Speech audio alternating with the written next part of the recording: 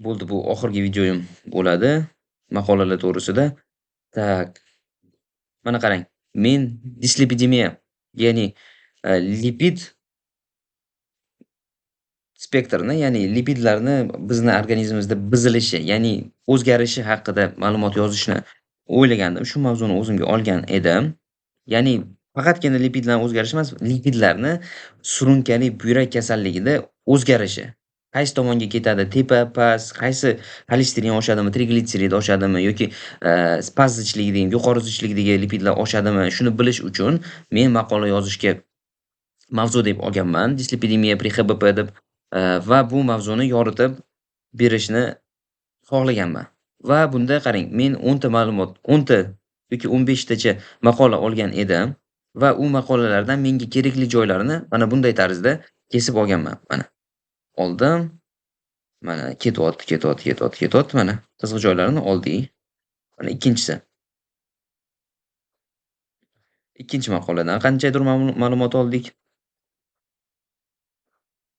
Mana bu yerda tashlab ketganmiz. Mana keyingi maqola va hokazo. Shunday qilib man jam qilganman o'zimga kerakli qiziq bo'lgan ma'lumotlarni. Ya'ni bu yerda уже licheniyasi ketyapti.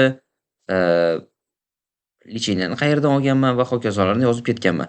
Va buni jam qilib men mana bunday maqola bu nashr qilingan In Science degan profilaktik tibbiyot va salomatlik jurnalida bu, eee, OAK komissiyasidan o'tgan. OAKdan o'tgan va OAK tasdiqlagan jurnallardan bittasi.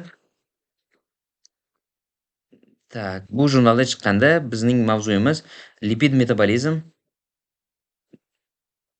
Yo'q, bu emas ekan. Ingliz tilida ekan. Meniki rus tilida chiqqan. Maqolam mana "Нарушение липидного обмена у пациентов с хронической болезнью почек. Mexanizm развития и возможности gipolipidemической korreksии" degan mavzu bo'lgan. Ya'ni surunkali buyrak kasalligi bilan og'rigan bemorlarda lipid almashinuvining buzilishlari, rivojlanish mexanizmlari va gipolipidemik davolash imkoniyatlari degan mavzuda chiqqan.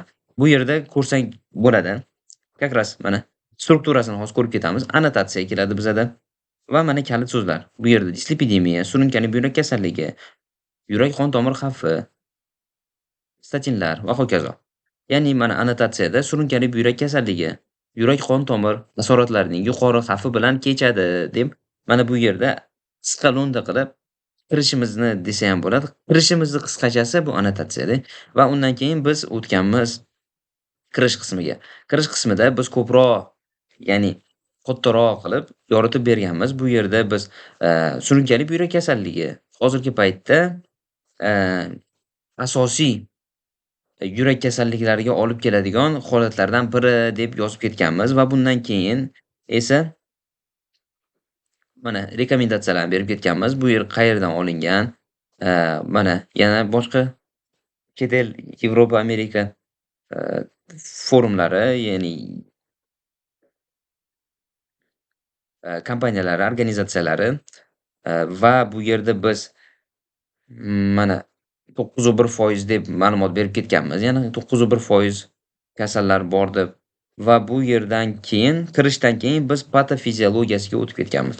Ya'ni bu mani maqolam Imrat strukturasi bo'lmaganligi uchun men o'zim xohlagan tarzda bu maqolani yoritib berishni xohlaganman va men yoritib berishim, ya'ni erkin holatda bo'lgan. Keyin patofiziologiyasi, ya'ni kelib chiqishi, qanaqa o'zgarishlar bo'ladi, bu kasallik boshlanganda nima ko'payadi, nima kamayadi degan joylarni yoritib berganman. Bunda mana oxirida to'rtburchak qavslar qo'yganman.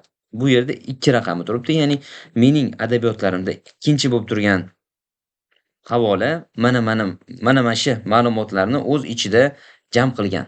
Ya'ni uni qisqartmasi mana shu tepada men yoritib berganman uni qisqartmasini. Keyin mexanizmlari, uni yoritib berganman. Bu yerda mana 19, 20, 21 maqolalardan foydalanganman deb ketganman. Keyin davolashini berganman bu yerda. Mana raqamlari. Bu lekin meni fikrimcha hozirgi paytda bunday qoldirish yaxshi emas. Har bitta olgan ma'lumotingizdan keyin mana bu yerlarda to'rtburchak qavs ichida 2 bo'lsa 2, 3 bo'lsa 3 qilib qoldirib ketsangiz ancha yaxshiroq bo'ladi va bu maqolangizni saviyasini, maqolangizni kuchini ko'proq qiladi desa ham bo'ladi. Shuniyam unutmanglar, shunday qilsangiz yaxshi bo'lardi edi. Mana misol uchun, mana bunday struktura qilganman, ya'ni bunday rasm qilib, bu rasmni nomini yozganman-da va 14 bo'lib, nima, adabiyotlarimda 14 raqamda turibdi, bunga havola deb ketganman. Mana shu to'g'ri varianti bo'ladi. Shunday qilsangiz, eng zo'ri, eng maqsadga muvofiq bo'ladi. Bu yerda licheniyasi ketyapti, licheniya ketdi. Dorilar qanday dorilar ishlatsa bo'ladi bu holatni to'g'rilash uchun degan savollarga javob berganman va bu yerda bizda xulosa, oxirida xulosa bo'lgan. Xulosani yoritib berib, xulosadan keyin men bu yerda, hammasini, barchasini tablitsaga yig'ganman. Ya'ni surunkali buyrak kasalligi 1-chi stadiyasi, 2-chisi, 3-chisi, 4-chisi, 5-chisi va gemodializga tushgan bemorlarda nima qilishni, qanday dori vositalaridan foydalanish haqida ma'lumot berib ketganman. Mana adabiyotlarimni ko'rib chiqsangiz bo'ladi. Adabiyotlar raqamlar bo'yicha ketadi. 1, 2, 3, 4, 5. Men bu yerda 30 ta adabiyotdan foydalangan ekanman. O'ylaymanki, bu yozgan videolarim sizga yordam beradi. Bundan keyin maqola yozish qiyin emasligini tushunib, maqola yozishni boshlaysiz va keyinchalik maqola yozishlaringizda omad tilab qolaman. Salomat bo'ling.